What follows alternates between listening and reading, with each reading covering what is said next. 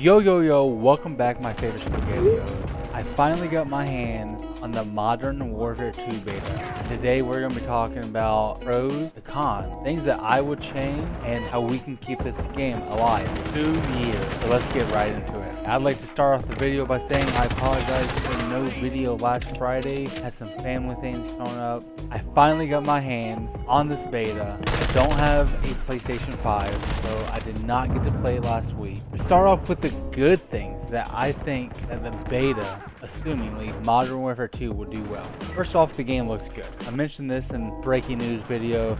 The game looks good. We expect Call of Duty to look good. AAA games, not starting on the consoles and porting over to PC like back in the PS3 days. Start on the PC and then port over to consoles. If you're running a high-end PC, you can make this game look so good. Props to Infinity Ward and Activision for making a game look good. They're going to be using the same engine no matter which developer is making that Call of Duty. Next good thing that I noticed is that the game seems less power hungry than previous games. I mentioned I did not play Vanguard games, not from the little bit that I played and what I watched of it. The last game I played was Cold War, and I played Modern Warfare 2019 as well. And those games were so power hungry. I have a very capable system. 80 Super, i7 9700K, 64 gigabytes of RAM, and there was times, especially in Modern Warfare, where my computer had troubles keeping up. Cold War, I didn't have that many issues. I would typically play about 90 to 100 frames per second when recording. In the beta, I was averaging somewhere between 140 and 180. I don't have scientific testing, but the game does seem to be less power hungry. Maybe they were able to be more efficient with what they did, which will be good going in the future. Thanks to shortage, we still have to take into consideration people are playing on the PlayStation 4 and the Xbox One. So this is definitely a good thing. Next thing, the map seems pretty decent. I finally got hands on, and there was one map didn't seem like it had any flow in Team Deathmatch. And then I played it in Domination and it actually flowed really well. Forget the name of that map. Outside of that, all the maps seem fine, playable, better than we have had in recent years. Next big thing that is a huge pro is they got rid of Bloom. Bloom is where you aim down sight and your bullet does not go where you are shooting. This was really frustrating to watch in Vanguard. Like I said, I didn't play Vanguard. I remember watching CDL, players like Abizi is getting really affected by it. I think taking out that randomness is great. There's a couple more pros. The game seems really stable for a beta.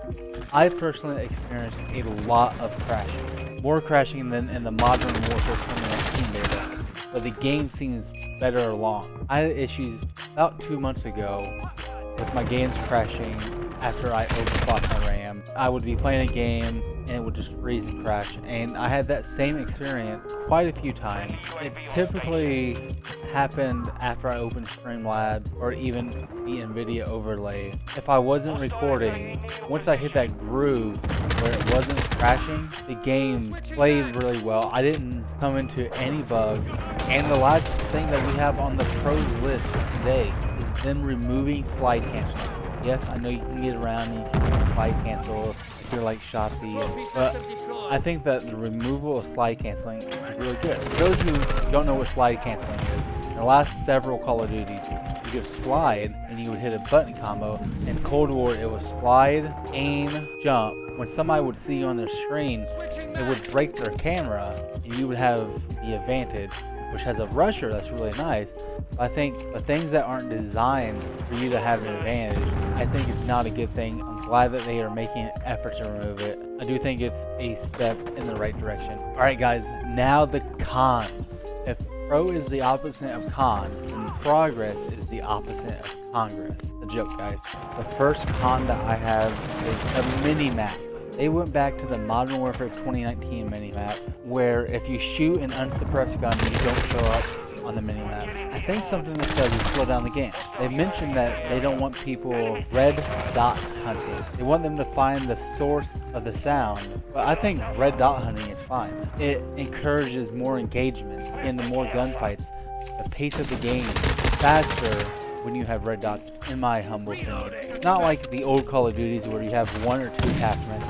sometimes I go back and try to play the old Call of Duty. I'm like, wow, how did we get away with just one attachment? This is crazy. Now we have 5 attachments. I think Vanguard had 10, but we have 5 attachments. We should get punished for not using the suppressor. If you decide not to use one of your 5 attachments for a suppressor, you should show up on the map. You have 5 attachments. Next con, and this is one of the biggest ones. The footsteps are way too loud. I like to play like I'm on cocaine. You make so much noise when you move, you get punished for moving. And this goes right in hand with the next couple things. Time to kill is way too fast. You get punished for moving, you die in a split second. You get rewarded for adapting. Reality is people who are camping, they mention that they want all types of playing viable, yet you get punished for moving. You get rewarded for not moving. The time to kill is super fast. Kinda sounds like they more favor camping than they do rushing. Another bad thing, they also don't have Ninja as a perk. You have these really loud footsteps, and there's no way for you to make your footsteps quiet. You can use Dead Silence, so right now Dead Silence notifies everybody and their mama that you equip it by making some loud beeping elevator noise. And you can tell that they are definitely catering to the slower gameplay. Alright guys, some things that I would change. Now something that I've noticed is Sledgehammer is really good about listening to the community. Yes, we can look at the last several Call of Duty and say Sledgehammer has the worst Call of Duty. That Vanguard wasn't that good, and World War II when it came out wasn't that good. But something that they did, and they did it successfully with World War II, is that they make the game better after it comes out. Vanguard sucked when it came out. Yes, it still sucks today, but it doesn't suck like it stopped, because Sledgehammer is willing to listen to the community. Infinity Ward does not listen to the community. Infinity Ward has this history of saying, we want our game to be like this, and you're gonna like it. And then halfway through the game cycle, say, let's change this now. And it's like, well, if you would have changed this at the very beginning when we were saying Ninja should be in the game, when we were saying the footsteps should us, this game would have been so much better. So I don't see Infinity Ward actually doing any of these, but some things that I would change, I would quicken the sprint out time. From the time that your gun is down and you stop sprinting, the time that it gets up, I personally would quicken that just to kind of help balance the camper versus rusher battle. Campers already have all the advantages. We should be able to get our gun up faster so you don't get punished as much for running around. There still should be some punishment, but when you're just sitting there on a head glitch, there's no punishment for not moving. You shouldn't get punished so much for moving. Next thing, think about increasing the idle sway. People who strategically place themselves in advantageous position has a huge jump on the other players. I think idle sway will help negate that advantage that they have. Maybe not immediate idle sway, maybe if you aim down sight for over 2 seconds, idle sway starts picking up. If it's been over 5 or 10 seconds, it starts picking up even more, so on and so on. That way it makes them at least aim out, aim back in.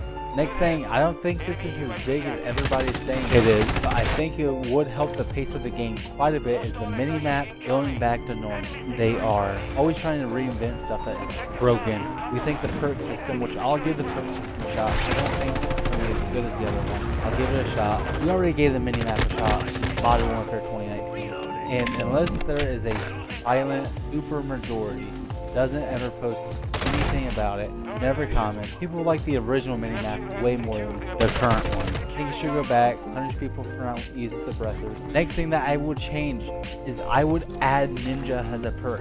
If this game is going to be successful, you're gonna have to have Ninja as a perk. Did nobody in Infinity Ward watch Modern Warfare 2019 competitive search and destroy? That was the worst game ever. And it's because there's no Ninja. Positioning is given away so much by footsteps that you literally cannot move at all. And the last thing I have on the list that I would change is Dead Silent not notifying the whole neighborhood when you activate it. I don't know if that's a bug, if it's a glitch, if it's intentional, but the whole purpose of Dead Silent is to be completely silent, and yet it's going to go beep right as you activate it. It makes no sense. Alright, last thing that we're going to be talking about is a couple things I think this game needs to do if it's going to stay alive for 2 years. Remember, this is a 2-year Call of Duty. We need constant stuff. I would say something every month, if not every month, at least every other month. Old maps are good, new maps are better. There's nothing wrong with old maps. Throw us every single original Modern Warfare 2 map, even the bad ones. Throw us COD 4 maps. Throw us Modern Warfare 3 maps. We can really keep this game alive for 2 years as a live service. We have to have things balanced. We talked quite a bit about different base heights not being viable. If you want to post up with an AR, you should be able to. If you want to rush around with a submachine gun, it shouldn't be next to impossible. If you want to snipe, you shouldn't have to beat a mod to beat it. Shouldn't be a challenge just because the developer doesn't like that style of play.